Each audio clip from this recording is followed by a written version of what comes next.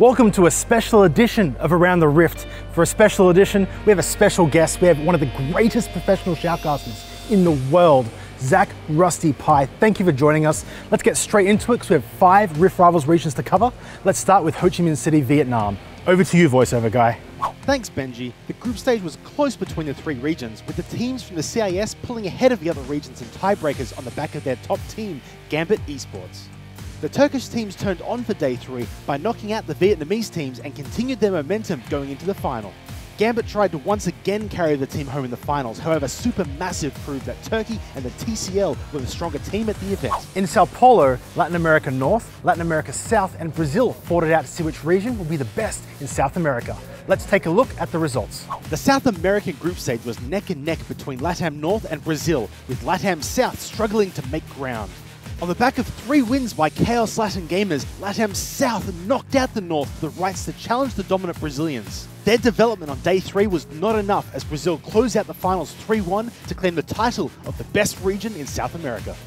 Hi there guys, Rusty here. In Los Angeles, North America and Europe fought it out to see who would come out on top in that classic rivalry. Dabbing mascots and Academy Award level acting could not save North America from the European invasion. EU teams Fnatic and G2 smashed the group stage, took the title belts in the 2v2 mode, and dominated the final 3-1.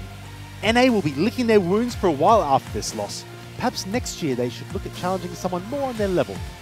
In Dalian, China, the 3 powerhouse regions of the LMS, Korea, and the region that Rusty here is an expert on, China, took battle to see who would reign supreme in Asia.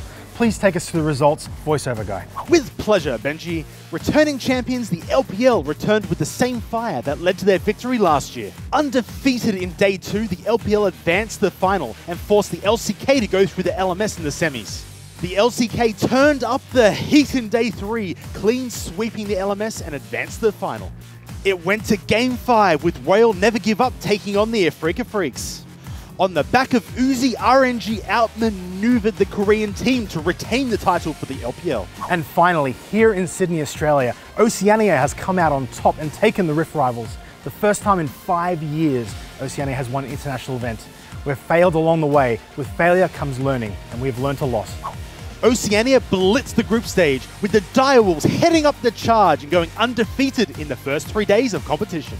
The finals looked grim after 3rd seed Mineski took out the reigning champions. However, Claire put the entire region on his shoulders and single-handedly brought Oceania back from the brink.